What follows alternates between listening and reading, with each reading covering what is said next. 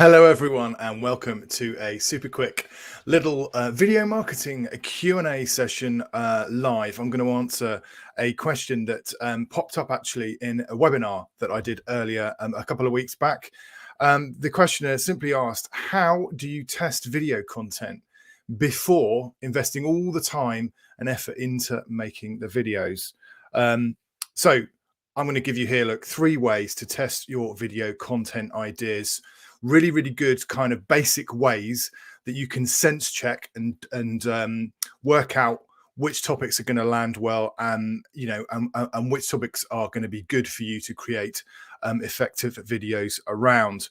Niche research, huge one. So basically, what are other people doing who are already creating video content in an allied niche or the same niche that you are operating in? Find out what topics are landing well for them.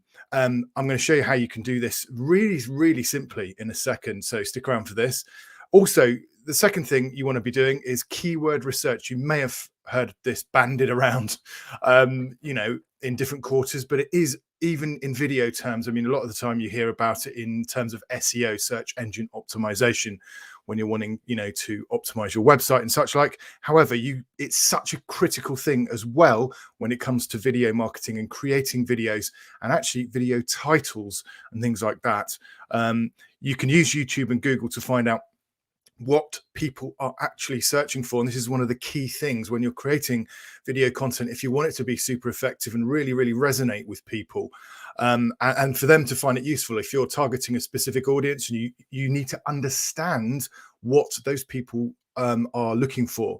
Quite simply, YouTube and Google are search engines. People go there and type in search queries. Now, as a video creator, as a business video creator, if you have anything about you, what you will be doing is wanting to answer those specific questions. You answer those specific questions, you're then obviously helping out the audience, you're resolving their issue, and over time you start to build those relationships and you start to foster that know, like, and trust, which is so key when it comes to digital marketing. I am going to show you a little free tool in terms of using that you can use rather for keyword research. So again, that's coming up. The third thing I want to talk about very quickly, which is a super useful thing too, is Google Trends. It allows you to get under the bonnet of Google itself to find out, what's hot and what's not in terms of topics. You'll get to see, graphs in terms of search volume.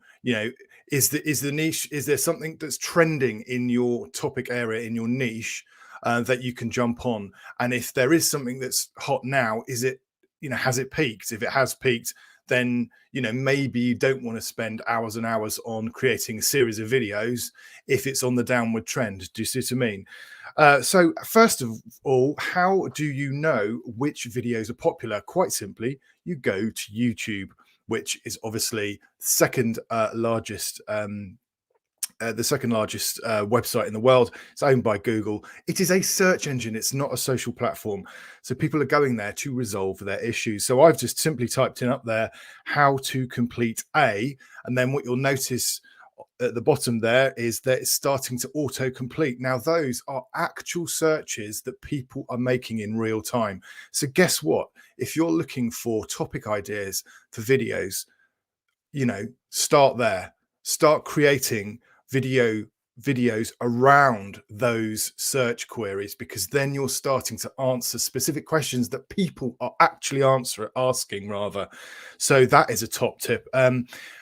And once you've started to do that, you can then dig in a bit deeper in terms of YouTube. So basically, I've selected how to complete a tax return UK, and then it gives me up a load of results. And one of the results is by a channel called Small Business Toolbox, doing very well there. He's got 21.4 thousand subscribers, not to be sniffed at.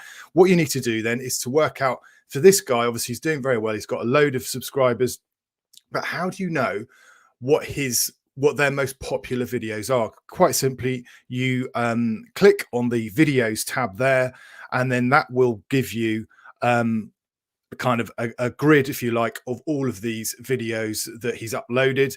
And then what you simply do, you can see the arrow there, sort by most popular, and then it will rank all of those videos and order them in order of the most popular, obviously first, and then, you know, diminishing sort of second, third, fourth, etc. So that is a really, really great way very quickly of getting a good handle on the kind of topics in a niche that are doing well. You know, for example, how do I do my UK tax return? It's a 2-year-old video and it's pulled in 227,000 views. So, you know, how to become self-employed in the UK, 102,000 views 3 years ago. So these are all relatively old videos, actually. And then what you can do as a business video creator is to look at these, you know, maybe even watch some of these videos and work out how you can add some value. It might be that you do slightly shorter videos or put a different spin on it or whatever. You do not copy, obviously, but what you can do is use this as really, really great foundational research for you to then go off and build upon. I need your help, right? It's all very well me guessing what issues you're coming across as a business owner or an entrepreneur wanting to harness the power of video to really, really rocket power your video. But I really need to understand what actual specific issues you're coming across. So if you wouldn't mind, I'd massively, massively appreciate you spending a couple of minutes, no more than 4 minutes. There's a bit.ly link there, bit.ly/biz-video-survey. If you're a business owner or entrepreneur and you are interested in creating video, but for some reason you're getting a roadblock, if you wouldn't mind spending a couple of minutes just answering some questions on my survey, I would really, really appreciate it. It would allow me to create really, really tailored content that will really meet your needs. That's the sort of the reason behind it. And as a thank you, there are some bonuses that I will rush you once you have done that survey. I'd really appreciate you spending your time on that. So how do you know what people are searching for in terms of Google? Well, just like in YouTube, Google has autocomplete. So you type that in. I would suggest when you're even creating videos that you use both Google and YouTube as a cross check. There will be obviously subtle differences between the two of them. It will give you a much more kind of broader view of the overall market, your overall niche, and what people are looking for. And then there's this fantastic tool which I'll share with you in a second. It's called Uber Suggest, and it allows you to scrape data from Google, such as the monthly searches there. Can you see just there on the second, under the just above the second arrow there? So I can tell you that for how to complete a tax return, not a huge amount of people are searching for it. This is based in the UK, only 30 people per month.